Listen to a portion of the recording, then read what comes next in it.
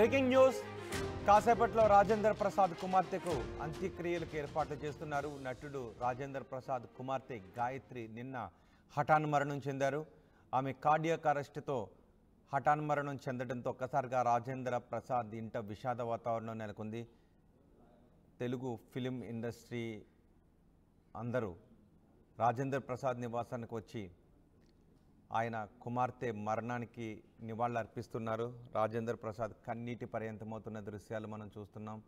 సినీ రాజకీయ ప్రముఖులు ఆయనతో సన్నిహిత్యం కలవారు రాజేంద్ర ప్రసాద్ నివాసానికి వచ్చి రాజేంద్ర ప్రసాద్ కుమార్తె గాయత్రి అకాల మరణానికి సంతాపం తెలియచేస్తున్నారు.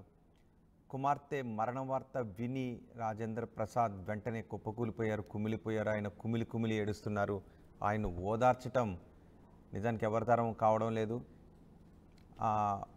రాజేంద్ర ప్రసాద్ కుమార్తె గాయత్రి అతి చిన్న వయసులోనే 38 సంవత్సరాల వయసులోనే కార్డియాక్ అరెస్ట్ బారిన పడి మరణించటం అత్యంత విషాదకర ఘటనగా చెప్తున్నారు.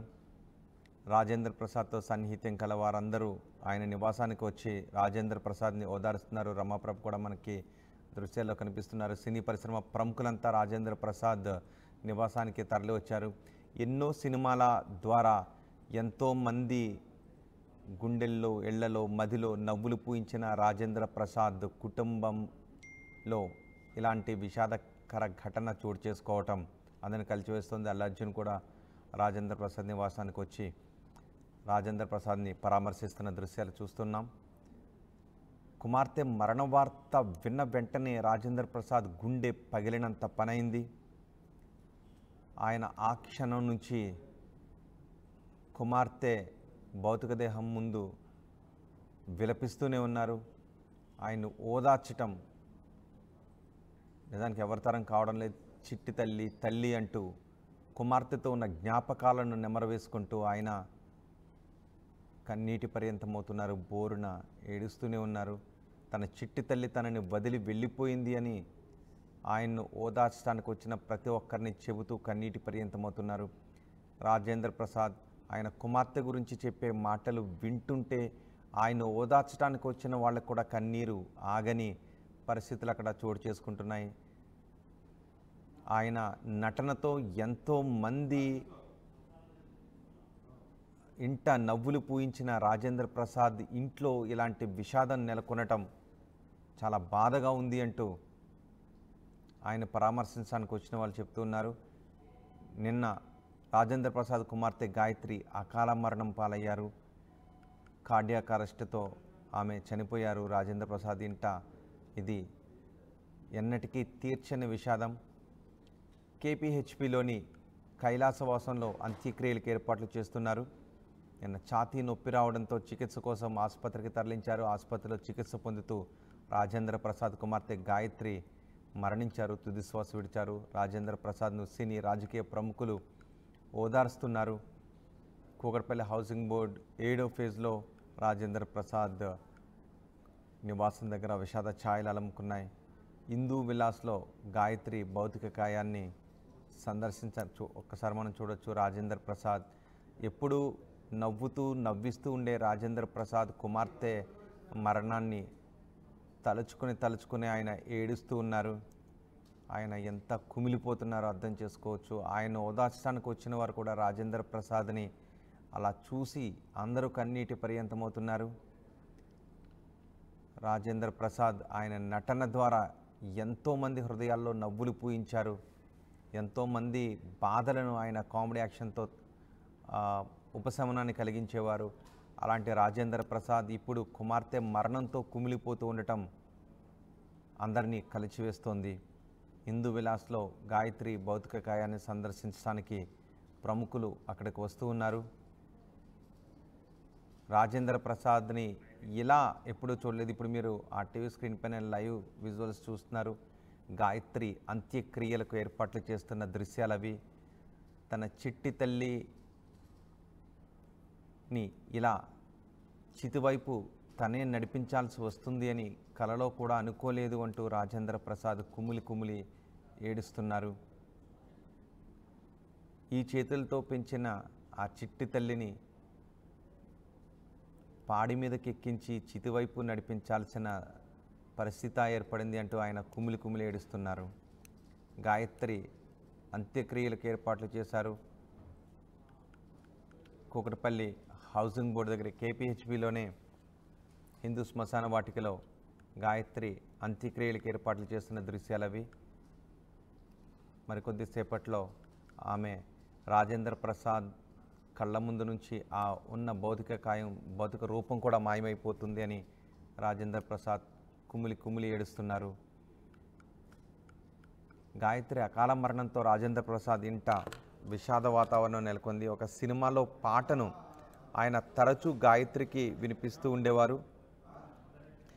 తల్లి తల్లి నా చిట్టి తల్లి అనే పాట తనకెంతో ఇష్టమని రాజేంద్ర ప్రసాద్ చెప్తూ ఉంటారు. ఆ బేవాస్ సినిమాలో ఒక కూతురు సెంటిమెంట్తో కూడిన పాట అది. ఆ పాటను ఎన్నోసార్లు ఆయన కుమార్తెకు వినిపించేవాడిని అని చెప్పారు. ఇప్పుడు అలాంటి సన్నివేశం, అలాంటి పరిస్థితే రాజేంద్ర ప్రసాద్ ఇంట నెలకొనటం, ఆయన దాన్ని గుర్తు చేసుకొని కుమిలి కుమిలి ఏడుస్తున్నారు.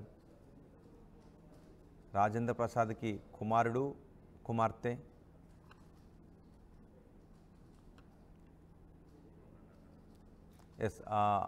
పూర్తి సమాచారం అందించడానికి మా ప్రతినిధి దేవిక కూడా మనకు అందుబాటులో ఉన్నారు. దేవిక,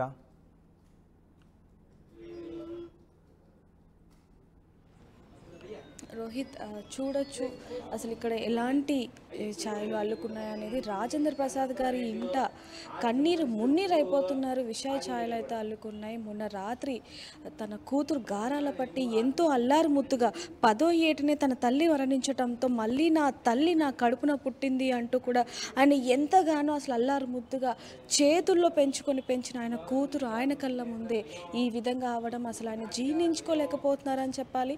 3 రోజుల క్రితం ఛాతిలో నొప్పి వస్తుంది అంటూ చెప్పడంతో దగ్గరలో ఉన్న ఏఐజీ హాస్పిటల్కి తరలించడం జరిగింది. అక్కడే చికిత్స పొందుతూ తుది శ్వాస విడిచారు గాయత్రి కుమార్తె కూడా రాజేంద్ర ప్రసాద్ గారితోనే ఒక సినిమాలో బ్లాక్ బస్టర్ మూవీ ఏదైతే ఉందో మహానటి మూవీలో మహానటి గారి చిన్ననాటి పాత్ర కూడా వేసింది. ఇద్దరు కూడా మనవరాలితో ఆయన ఎంతో ఆనందంగా వేశారు. అలాంటి మనవరాలతో నేను ఎంతగానో ఆడుకున్నాను, ఇప్పుడు నా మనవరాలు నా కళ్ళ ముందే ఏడుస్తూ ఉంది అంటూ కూడా ఆ మనవరాల్ని ఏ విధంగా పరామర్శించాలి అనేది కూడా నాకు అర్థం అవ్వట్లేదు అంటూ కూడా ఇందాక కొంతమంది సినీ నటులతో చెప్పడం జరిగింది. అదేవిధంగా చీరలు ఇచ్చాను, సారె పెట్టాను, ఎన్నో చూశాను, కానీ ఈ విధమైన కష్టం ఏ పగవాడికి కూడా రాకూడదు అంటూ కూడా ఆయన మాటలు అసలు ప్రతి ఒక్కరిని కూడా కలిచివేస్తుంది, ప్రతి ఒక్కరిని కూడా బాధింపచేస్తుందని చెప్పొచ్చు రోహిత్. అదేవిధంగా ఎప్పుడైతే అంతిమయాత్ర ప్రారంభించిందో అప్పుడు అందరికీ ఆయన చెప్తున్న మాటలు ప్రతి ఒక్కరి కళ్ళల్లో నుంచి కూడా నీళ్లు తిరిగాయని చెప్పొచ్చు.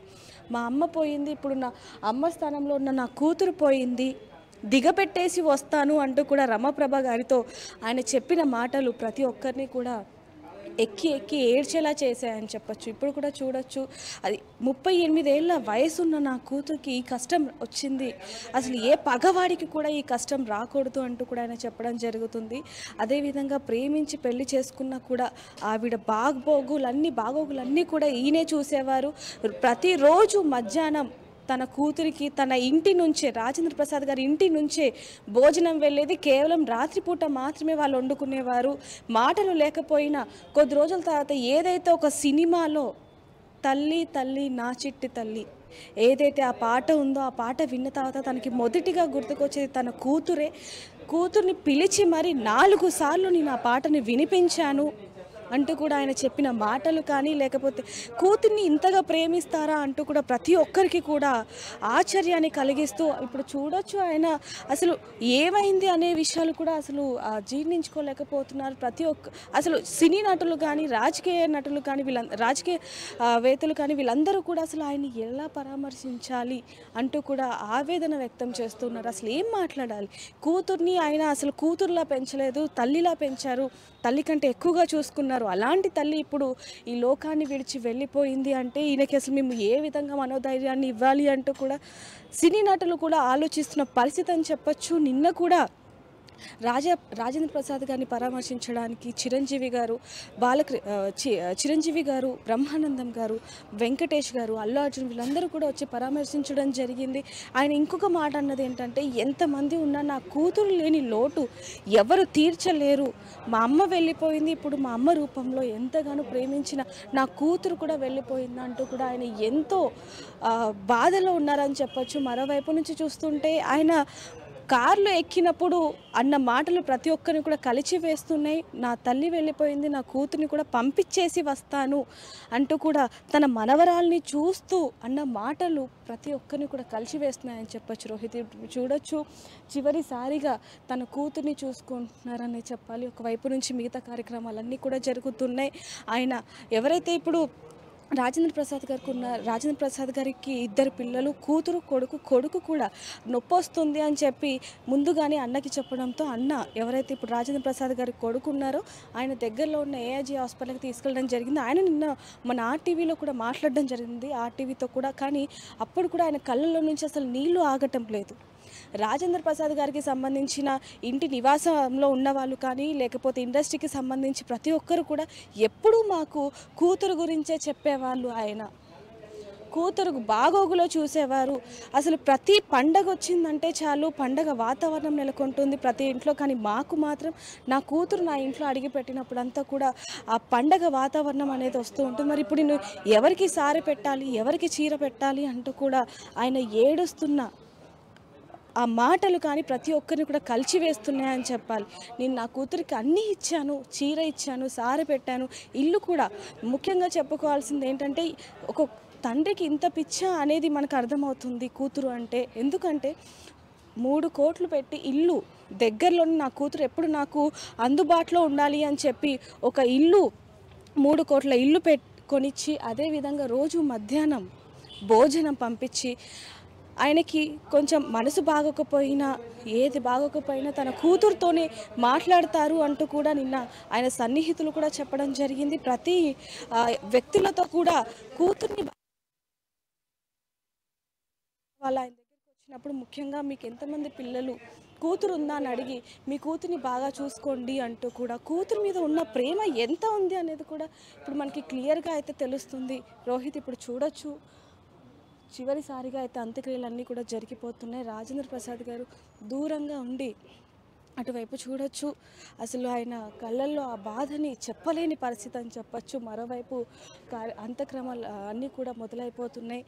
గాయత్రి భర్త మహేంద్ర ఎవరైతే ఉన్నారో ఆయన కన్నీరు మున్నీరు అయిపోతున్నారో అటువైపు చూసుకుంటే కనుక, మరోవైపు ఆయన ఎవరైతే ఆ పక్కన ఉన్నారో ఆయన గాయత్రి వాళ్ళ అన్నయ్య, ఆయన కూడా అసలు చివరిసారిగా నాకు గుండెల్లో నొప్పి వస్తుంది, ఆవిడ ఆరోగ్యపరంగా కూడా అంత బాగానే ఉన్నారు, అలాంటిది ఈ విధంగా అవ్వడం అసలు అనుకోలేదు అంటూ కూడా నిన్న మనకు చెప్పడం జరిగింది. ఇటువైపు చూసుకుంటే కనుక రాజేంద్ర ప్రసాద్ గారు అసలు ఏం జరిగింది, నా చిట్టి తల్లి, నా బంగారు తల్లి లోకాన్ని వదిలి వెళ్ళిపోయింది, నన్ను వదిలి వెళ్ళిపోయింది, మా అమ్మ మరోసారి వెళ్ళిపోయింది అంటూ కూడా ఆయన ఎంతగానో భావోద్వేగానికి గురవుతున్న పరిస్థితి మనం చూడొచ్చు.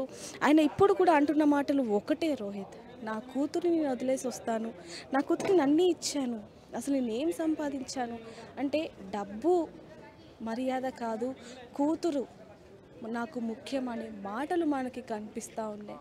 అసలు ఆయన మాటల్లో చెప్పలేకపోతున్నారే కానీ ఆయన గుండెల్లో ఎంత బాధ ఉందనేది కూడా మనకి కనిపిస్తూ ఉంది. మరోవైపు నుంచి అసలు చూడొచ్చు ఆయన మాటల్లో మనం చూస్తూ ఉన్నాం, ఆయన కళ్ళలో నీళ్లు ఆగటం లేదని చెప్పాలి. మరోవైపు రేపటి నుంచి నా కూతురు నాకు కనిపించదు అన్న బాధ మరోవైపు కనిపిస్తూ ఉంది. మరోవైపు చూసుకుంటే రాజేంద్ర ప్రసాద్ గారి గారాల పట్టి ఎవరైతే గాయత్రి ఉందో తనకి ఏకైక సంతానం ఆ పాప ఉందో, ఆ పాప వయసు కూడా చిన్న వయసు, 12 ఏళ్ల వయసులోనే తన తల్లిని పోగొట్టుకోవడం అనేది అసలు చాలా బాధాకరం అని చెప్పాలి. రేపటి నుంచి తన కుమార్తె ఎవరైతే ఉందో, మనవరాలు, రాజేంద్ర ప్రసాద్ గారి మనవరాలు ఎవరైతే ఉందో ఆవిడ్ని కూడా నేనే చూసుకుంటాను నా కూతురులాగా అంటూ కూడా ఇందాక ఆయన సినీ నటులతో చెప్పడం జరిగింది. మరోవైపు చూసుకుంటే కనుక ప్రతి ఒక్కరు కూడా భావోద్వేగానికి గురవుతున్నారు. ఆయన్ని ఏ విధంగా పరామర్శించాలి అనేది కూడా అర్థం కాని పరిస్థితుల్లో ఉన్నారని చెప్పాలి. అంత గారాల పట్టిని కోల్పోవడం అనేది అసలు ఎప్పుడు ఇదవని పరిస్థితి అని చెప్పొచ్చు. మరోవైపు చూసుకోవచ్చు, అక్కడి నుంచి ఎంత వాళ్ళ కుటుంబీకులు కుటుంబీకులు కానీ వాళ్ళందరూ కూడా ఎంతగా బాధపడుతున్న విజువల్స్ కూడా చూడొచ్చు. అదేవిధంగా ఎవరైతే ఇప్పుడు గాయత్రి గారి గారాల పట్టి ఆ పాప ఉందో, ఆ పాప కూడా ఇక్కడ ఇందాక చివరిసారిగా తల్లిని చూసుకోలేక కళ్ళు తిరిగి పడిపోవడంతో పక్కకి తీసుకుని వెళ్ళడం జరిగింది. ఇంత దారుణమైన పరిస్థితుల్లో కూడా అంటే రాజేంద్ర ప్రసాద్ గారు చెప్తున్న మాట ఒక్కటే, నా కూతురిని నేను పంపించి వస్తాను, నాకు ఇంకో కూతురు ఉంది అని చెప్పి ఇందాక సినీ నటులతో కూడా చెప్పడం జరిగింది. అసలు మొత్తం కూడా ఛాయలు అల్లుకున్నాయనేది కనిపిస్తూ ఉంది. ఇంటి దగ్గర పరిస్థితి కూడా చాలా దారుణమైన పరిస్థితి ఉన్నట్టుగా కూడా ఇందాక మనం చూడడం జరిగింది. ఆవిడ పిన్ని కానివ్వండి, వీళ్ళందరూ కూడా ఏదన్నా ఉంటే నువ్వు మాతో ఫైట్ చేసేదానివి, అలాగే చావుతో కూడా ఫైట్ చేయొచ్చు కదా, ఎందుకు చెయ్యలేదు, ఎందుకు మమ్మల్ని వదిలేసి వెళ్ళావు, ప్రతి దానికి నీకేదైనా కావాలి అంటే గొడవ పడి తీసుకునేదానివి, అలాంటిది ఎందుకు మరి చావుతో గొడవ పడలేదు అంటూ కూడా వాళ్ళు ఎంతగానో రోధిస్తున్న పరిస్థితి ఇటువైపు చూడొచ్చు. కుటుంబకులు కానీ వాళ్ళందరూ కూడా ఎంతగా రోధిస్తున్నారు అనేది కూడా ఇక్కడ మనకి క్లియర్గా కనిపిస్తూ ఉంది. అక్కడ కూర్చున్న మహిళ ముందు ఎవరైతే నించున్నారో స్కార్ఫ్ కట్టుకొని బ్లాక్ డ్రెస్లో ఆవిడే మహానటి సినిమాలో చిన్ననాటి పాత్ర ఎవరైతే ఉన్నారో సావిత్రి గారి చిన్ననాటి పాత్ర పోషించిన మన రాజేంద్ర ప్రసాద్ గారి గారాల పట్టి మనవరాలు ఆవిడ కూడా చూడొచ్చు. ఇందాకే తను సడన్గా కళ్ళు తిరిగి పడిపోవడం జరిగింది. అందరూ కూడా మంచినీళ్ళు ఇచ్చి కుటుంబీకులు అందరూ కూడా ధైర్యాన్ని నింపారని చెప్పచ్చు. కానీ రేపటి నుంచి నా తల్లి నేను ఎలా చూసుకోవాలి అంటూ కూడా ఎంతగానో భావోద్వేగానికి గురవుతున్న పరిస్థితి చూడొచ్చు. మరోవైపు చుట్టాలు కానీ లేకపోతే అందరితో ఆవిడ చాలా సన్నిహితంగా ఉండేది. న్యూట్రిషన్కి సంబంధించి సలహాలు ఇచ్చేవాళ్ళు. మా ఇంట్లో ఎటువంటి ఫంక్షన్లు ఉన్నా ఏమున్నా సరే ఎప్పుడు తను వేరే వ్యక్తిలాగా కాకుండా ఇంట్లో మనిషిలాగా ఉండేది అంటూ కూడా వాళ్ళు చెప్పడం జరుగుతుంది. మరోవైపు నుంచి అంత్యక్రియలు అన్నీ కూడా మొదలవబోతున్నాయి. ఒకవైపు నుంచి చూసుకుంటే ఇక్కడ గాయత్రి గారి భర్త ఎవరైతే ఉన్నారో మహేంద్ర, ఆయన ఒక మహేంద్ర కంపెనీలో అయితే వర్క్ చేస్తూ ఉంటారు. ఇప్పుడే ఇటు చూడొచ్చు, ఆ పక్కన ఉన్న వ్యక్తియే గాయత్రి గారి అన్నయ్య. ముందుగా ఆయనకే చెప్పడం జరిగింది, నాకు గుండెల్లో నొప్పి వస్తుంది అంటూ కూడా. అంటే కొద్ది రోజుల నుంచి కూడా ఆవిడకి అజీర్తి సంబంధించి అంటే కొంచెం అరగకపోవడం, తిన్నది అరగకపోవడం, అదేవిధంగా అల్సర్కి సంబంధించి గ్యాస్ట్రిక్ ప్రాబ్లం ఉండేది. చిన్న చిన్న ప్రాబ్లమే అనుకున్నామే తప్ప ఇలాంటి ప్రాబ్లం అని మేము అనుకోలేదు అంటూ కూడా ఆయన చెప్పడం జరుగుతుంది. ఎప్పుడు ఆరోగ్యంగా ఉన్న మా చెల్లెలు గాయత్రి ఈ విధంగా అవ్వటం మేము అసలు జీర్ణించుకోలేకపోతున్నాం అంటూ కూడా ఆయన మనతో మాట్లాడుతున్నప్పుడు ఆయన కళ్ళల్లో తిరిగిన నీళ్లు అసలు ప్రతి ఒక్కరిని కూడా కలిసి వేస్తున్నాయని చెప్పాలి. ఎవరి దగ్గరికైనా వెళ్ళి గాయత్రి మీతో ఏ విధంగా ఉండేదని అడిగినప్పుడు వాళ్ళ కళ్ళల్లో నుంచి వచ్చే నీరే సమాధానం చెప్తుంది అనేది కూడా మనకి క్లియర్గా తెలుస్తుంది.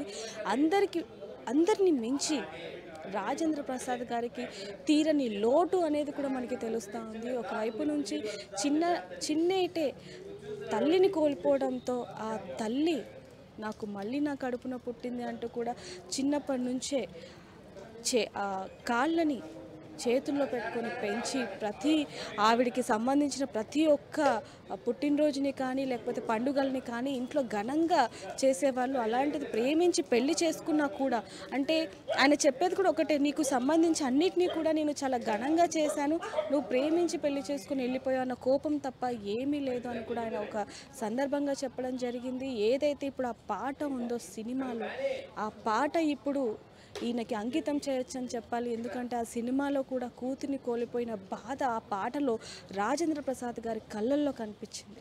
అదేవిధంగా ఇప్పుడు కూడా చూడొచ్చు, తల్లి తల్లి నా చిట్టి తల్లి అంటూ కూడా ఆయన ఆ సినిమాలో ఏ విధంగా అయితే నటించారో ఆయన నటన కూడా అసలు జీవిస్తారని చెప్పాలి. అలాంటిది ఆయనకి ఈరోజు ఈ కష్టం రావడం అనేది ప్రతి ఒక్కరిని కూడా కలిచి వేస్తుంది. సినీ ఇండస్ట్రీనే కొంచెం, ఎందుకంటే ఎవరికి సినీ ఇండస్ట్రీలో కానీ ఇంటి దగ్గర కానీ ఎవరికి కష్టం వచ్చినా ఆయన ఆదుకోవడం కానీ లేకపోతే ఎవరికి మూడు బాగాలేకపోయినా అంటే కొంచెం మనస్తాపానికి చెందిన వెంటనే ఈయన దగ్గరికి వచ్చి మాట్లాడడం, ఈయనతో ఫోన్ మాట్లాడడం, ఇవి చేస్తే మేము అవన్నీ మర్చిపోతామంటూ ఆయన ఎంతగా నవ్విస్తారు అనేది కూడా మనం చూడడం జరిగింది.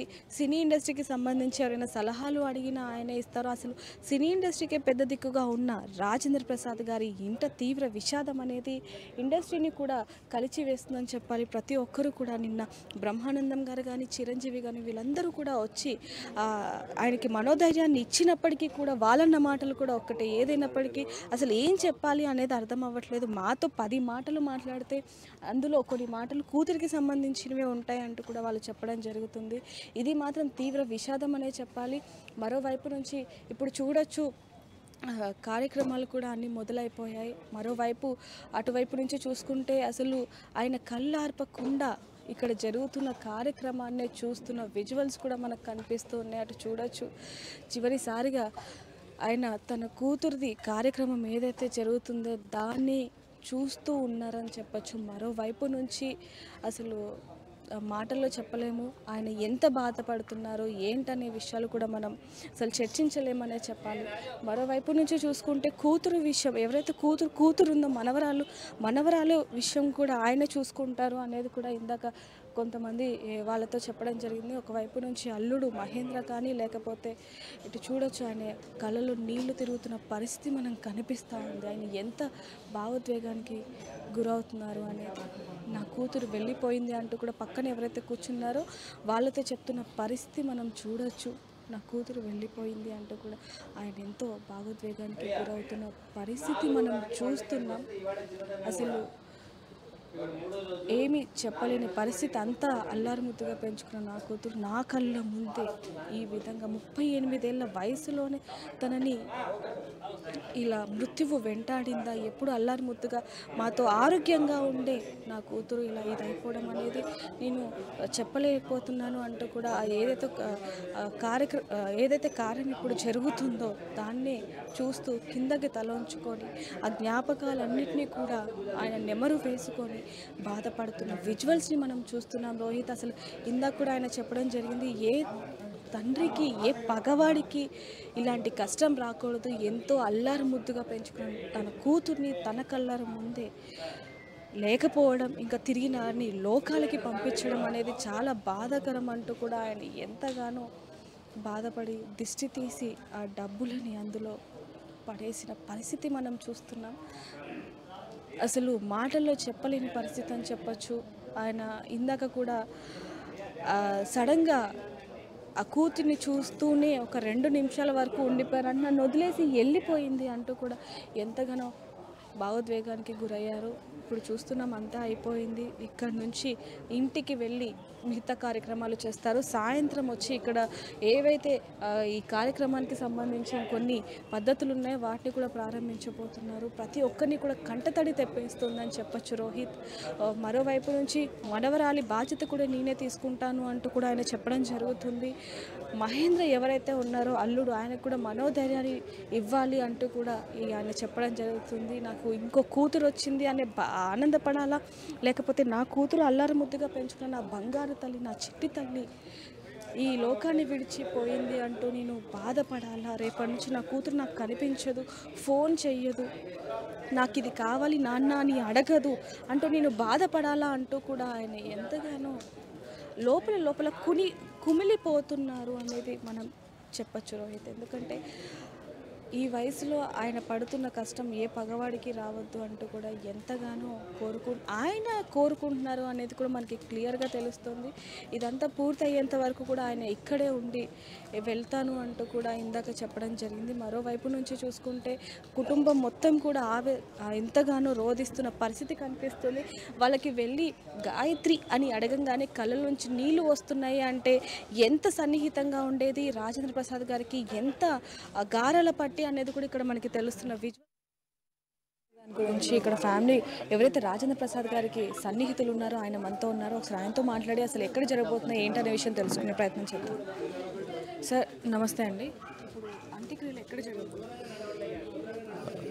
కైలాసవాసం 7th face housing board Kukatpally మన ఇంటికి 1.5 కిలోమీటర్ దూరంలోనే జరుగుతుంది. ఇంకో 10 నిమిషాల్లో బాడీని తీసుకొని మనం బయలుదేరిపోతున్నాం. రాజేంద్ర ప్రసాద్ గారిని అసలు చూడలేకపోతున్నాం అసలు. ఎందుకంటే తల్లి కంటే ఎక్కువగా చూసుకునేవారు. ఆ విషయం మనకు అర్థమవుతా ఉంది ఆయన మాటల్లో. అసలు మాట్లాడలేకపోతున్నారు, ఎంత ఇదిగా ఉందో అసలు చూడలేకపోతున్నాం. 38 సంవత్సరాలు గుండె మీద పెంచుకున్న అతను మనిషి లేడంటే ఇప్పుడు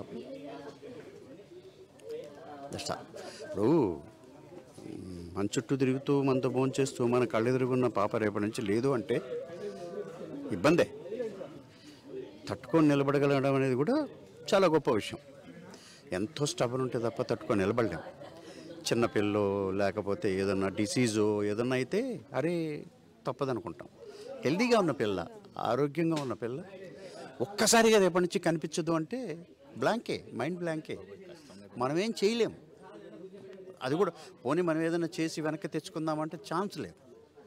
నిజంగా బాధాకరమైన విషయం అమ్మా. తప్పదు. గాయత్రి గారి కూతురు కూడా అసలు ఎంతగా ఏడుస్తుంది అనేది ఇప్పుడు మనం చూడడం జరిగింది. అసలు మాటల్లో చెప్పలేదు. అంటే ఆ పిల్లకి ఏమీ తెలియదు. ఆ పిల్లకి నేర్చుకున్నది చిన్నప్పటి నుంచి తల్లి అమ్మ. 12 సంవత్సరాలు అమ్మ అమ్మ అని పిలిచే తల్లి, అమ్మ అమ్మ అని పిలిచే తల్లి ఇక ఈ రోజు నుంచి కనిపించదు అంటే ఆ ప్రాబ్లం ఉంటుంది కదా. ఆ ప్రాబ్లం ఉంటుంది.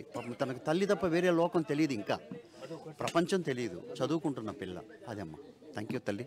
ఎంతగానో ఇబ్బంది పడుతున్న సన్నివేశాలు కూడా మనం చూస్తున్నాం. అవును. అసలు రాజేంద్ర ప్రసాద్ గారు ఎంతో మందికి జీవితాన్ని ఇచ్చారు. అలాంటిది అందరూ వచ్చి కూడా పరామర్శిస్తున్న ఇది కూడా మనం చూస్తూనే ఉన్నాం. అసలు ప్రతి ఒక్కరు కూడా ఆయనకి మనోధైర్యం ఉండాలని కోరుకుంటున్నాం. ఆ భగవంతుడు ఇస్తాడు తల్లి. ప్రతి మనిషికి కష్టాలు వస్తాయి, అందులోంచి బయటపడాలి.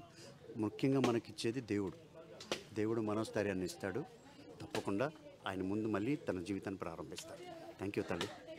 చూడొచ్చు ఆయన ఎంతగా ఇబ్బంది పడుతున్నారు అనేది. రేపటి నుంచి తన కూతురు నాతో లేదు అని ఏ విధంగా కనిపిస్తుంది అనేది కూడా మనం చూస్తూ ఉన్నాం. ఇన్ని రోజులు కూడా నా కళ్ళ ముందు అల్లారు ముద్దుగా ఉండే నా కూతుర్ని ఒక్కసారిగా కోల్పోయాను అంటూ కూడా ఎంతగానో మనోవేదనకి గురవుతున్నారనే చెప్పాలి. ఒకవైపు నుంచి అసలు నమ్మలేని పరిస్థితి ఏర్పడిందని చెప్పొచ్చు. అల్లారు ముద్దుగా రోజు హెల్తీగా నాతో మాట్లాడి నా కూతురు ఇక లేదు అనే విషయాన్ని ఆయన జీర్ణించుకోలేకపోతున్నారు అనే విషయం కూడా ఇప్పుడు చూడొచ్చు. ఎక్కడైతే రాజేంద్ర ప్రసాద్ గారి ఇంటి నివాసం ఉందో అక్కడి నుంచి అంత్యక్రియలు అయితే ప్రారంభమయ్యాయని చెప్పొచ్చు. ఇంటిల్లి పాది కూడా ఎంతగా రోధిస్తున్నారన్న విజువల్స్ కూడా మనం చూస్తూ ఉన్నాం. ఒకవైపు నుంచి సినీ ఇండస్ట్రీకి సంబంధించి ఇంటి చుట్టుపక్కల వాళ్ళు కూడా ఎంతో ఆనందంగా ఉండేవాళ్ళు. అలాంటిది ఇలా సడన్గా ఈ విధంగా అసలు ఏ విధంగా అయింది, ఎప్పుడు ఆరోగ్యపరంగా ఉండేవాళ్ళు, అలాంటిది ఎలా ఇంత సడన్గా కోల్పోయారు అంటూ కూడా ఎంతగానో ఆవేదన వ్యక్తం చేస్తున్నారని చెప్పొచ్చు. ఇప్పుడు చూడొచ్చు, ఇప్పుడే ఎన్నికల అంతిమ యాత్ర కూడా మొదలైంది.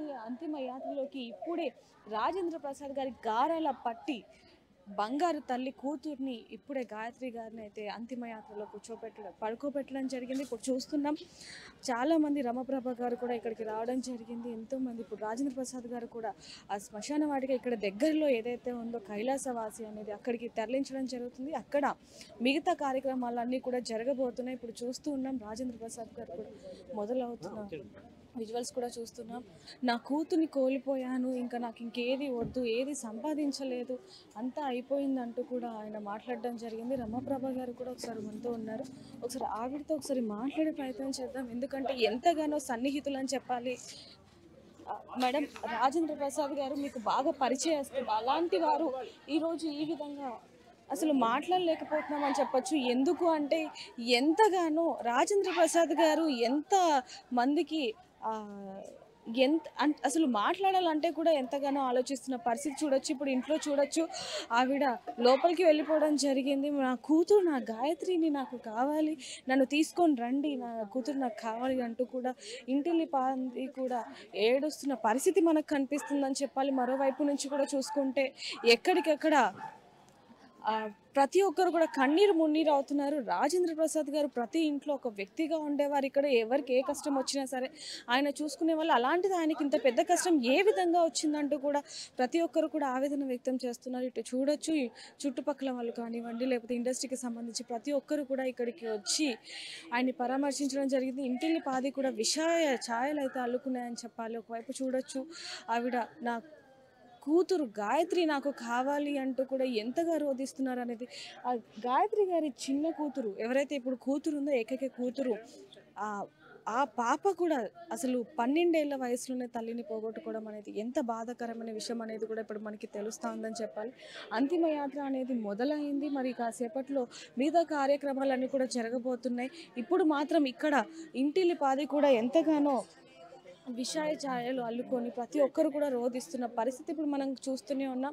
మరోవైపు అంతిమయాత్రని ఫాలో అవుతూ వెనకాల రాజేంద్ర ప్రసాద్ గారు తన కూతుర్ని ఆయన మాటల్లోనే ఇప్పుడు చెప్పడం జరిగింది. నా కూతుర్ని నేను వదిలిపెట్టేసి వస్తాను, ఏమీ సాధించింది లేదు అంటూ కూడా ఆయన ఎంతగానో కన్నీరు మున్నీరు అవుతున్నారు. అసలు ఇప్పటికీ కూడా ఆయన తేలుకోలేని పరిస్థితి కనిపించింది. ఎందుకంటే పదే ఏటనే ఆయన తల్లి మరణించడంతో మళ్ళీ నా తల్లి నా కడుపునే పుట్టిందంటూ కూడా ఆయన ఎంతగానో ఆనందించారు. అలాంటిది ఇప్పుడు ఈ విధంగా జరగడం అనేది చాలా బాధాకరం. అసలు నమ్మలేని పరిస్థితి, నమ్మలేని నిజాలు అంటూ కూడా ఆయన చెప్పడం జరుగుతుంది. డబ్బులు ఇవ్వగలిగాను, చీరలు ఇవ్వగలిగాను, ఇల్లు ఇచ్చాను, కానీ నా కూతుర్ని మాత్రం నేను కోల్పోయాను. ఎంత ఇచ్చి ఏం లాభం అంటూ కూడా ఆయన ఎంతగానో బాధపడిన పరిస్థితి మనకి కనిపిస్తుంది అని చెప్పాలి.